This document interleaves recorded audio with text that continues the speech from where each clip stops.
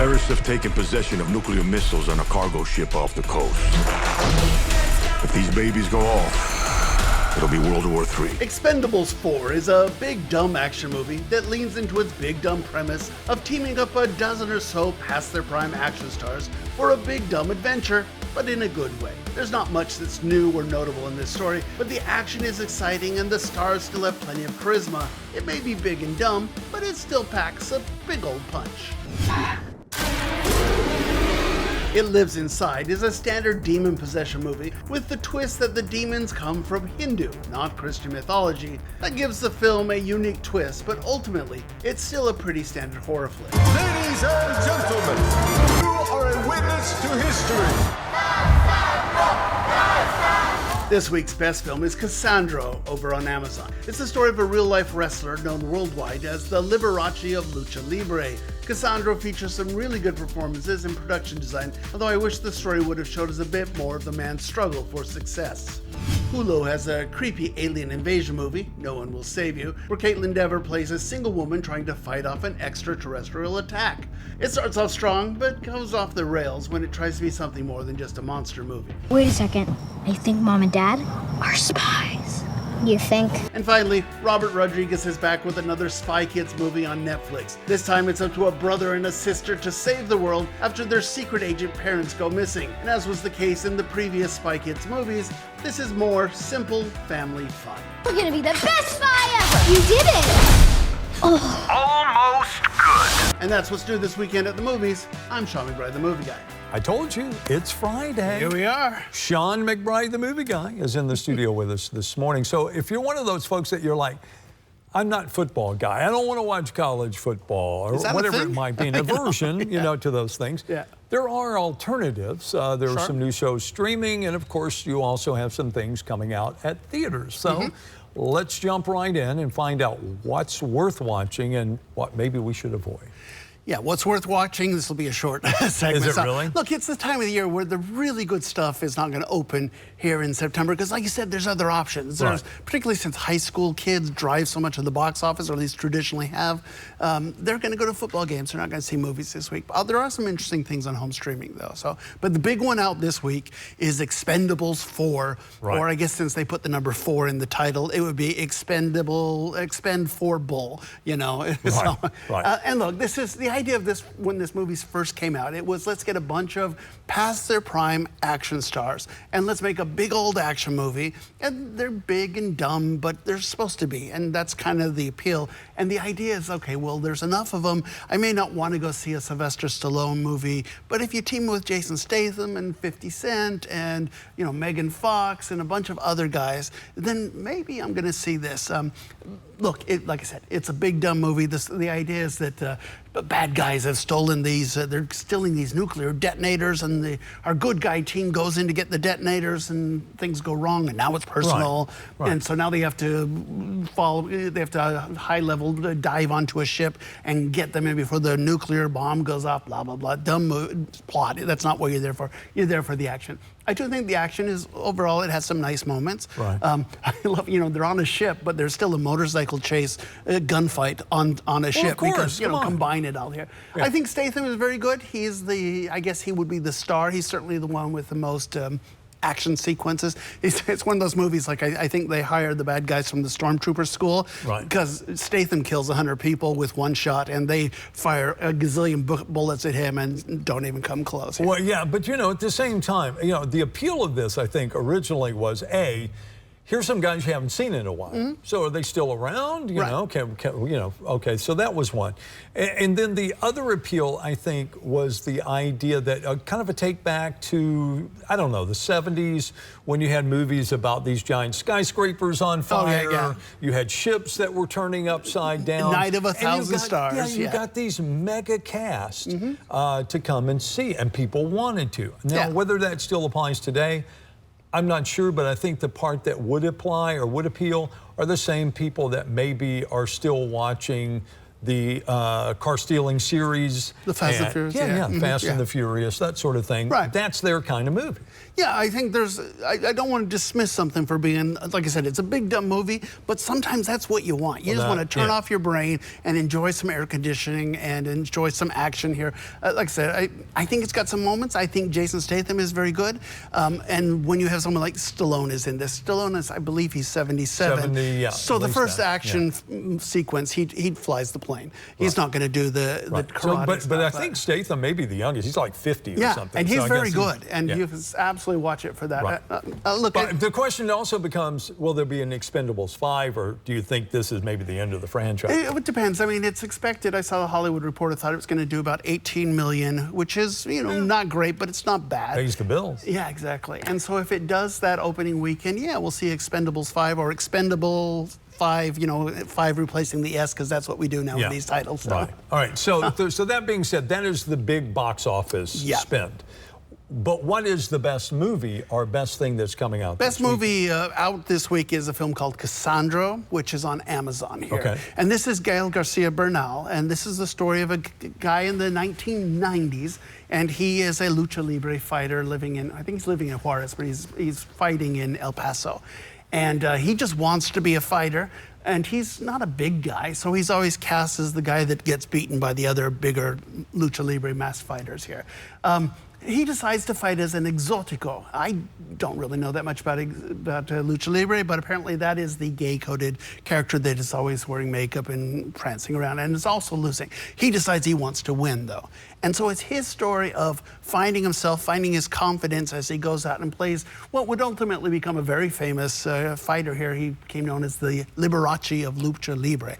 I'll be honest with you, I've never heard of this guy. Yeah. But at one point, he does get to fight Hijo de Santo, son of Santo. Even I know who Santo is. Okay, so is this a serious drama then? Yes, absolutely. Deadly serious drama here. Known as much for his relationship with his mother, who is played by Perla de Rosa, who's a very good, very nuanced story. But yes, I do. I think this is very good. It's interesting because if we weren't in a strike and Gabriel Garcia Bernal could do press, I would think he'd have a chance for an Oscar. He's that good in here. Okay. Wow. But that being said, I think it gets forgotten. But it's very good. I wish it was a little more fleshed out. This is an odd movie that he doesn't really have any struggles. He decides to come out and fight as this fighter, and then everything goes right for him. Okay. And it's based on a real guy, so I guess that's what happened. But you got to think there was more struggle. Right. It's one of the few times you will ever hear me say, I wish this movie was longer. It's under 2 hours, and I wish it was like 2:20, so we had a few more scenes. But it's still very good, easily the best. All right, so if this is number one and Expendables is a big, dumb action movie, is there something in between that's the middle ground?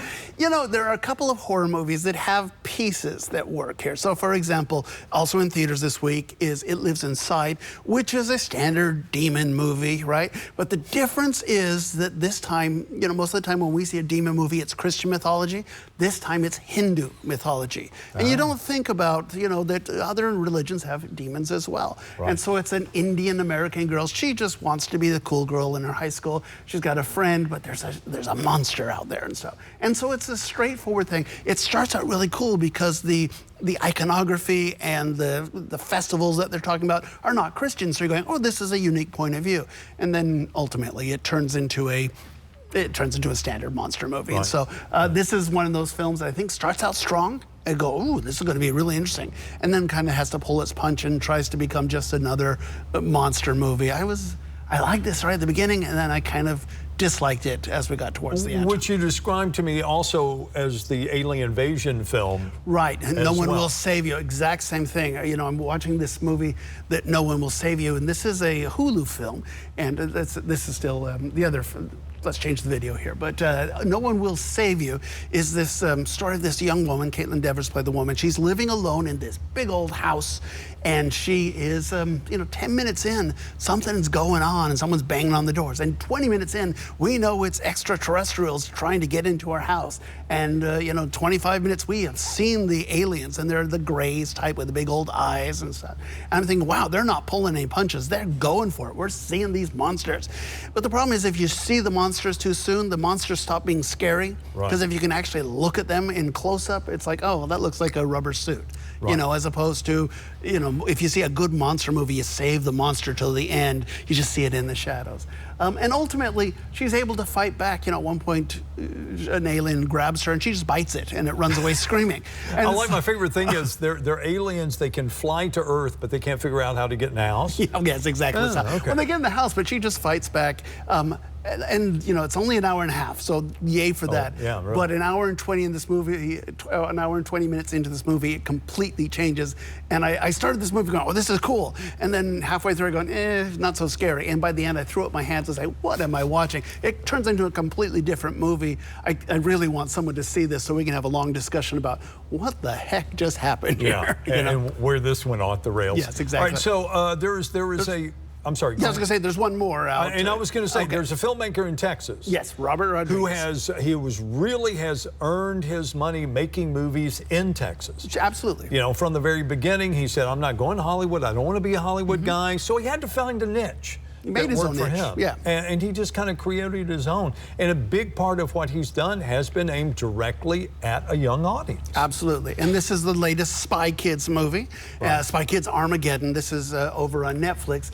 And it's, you know, look, this is a movie that's aimed at elementary school kids. Yep. And so part of me is going to say, okay, well, this is kind of silly, not for me. But of course, it's not for me. And if you're a family and you've got some kids in this age group, I think it's a really nice, fun, little, not too action-oriented, not too dramatic thing. Right. You know, it's the story of these kids, and they're playing this video game, so the kids are obsessed with the video game, and the problem is that in doing so, they download a virus. The virus is going to take over the world because their parents are super spies. And so these kids now have to force to become super spies themselves and save the world. And, you know, it's funny, the big bad of this is this video game maker wants everybody to have to play a game to get into your technology. So you go to the bank and you can't get stuff out of the ATM until you pass the first level.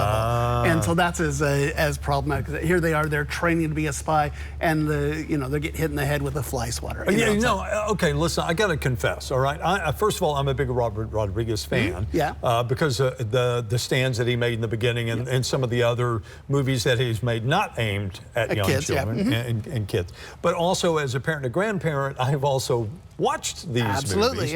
And I look at this one, I go, okay, very similar theme, looks like all the rest of them. The story looks exactly the same. But it seems like the kids are getting younger and younger. I mean, it started out, they were teens. These kids look like they're about 6 years old. I know, exactly. And I think that's probably on purpose here. Like you say, he's leaning in to the family-friendly aspect of this. You know, the villain is just so, it's a video game thing. And it's, you know, look, it's fun. I didn't hate it. Well, look listen, there will be a lot of, families that will go, great. You know, and the kids will watch it 20 times. Exactly. And just stay at home, you make a big old bucket of popcorn, you have a fun night with the family.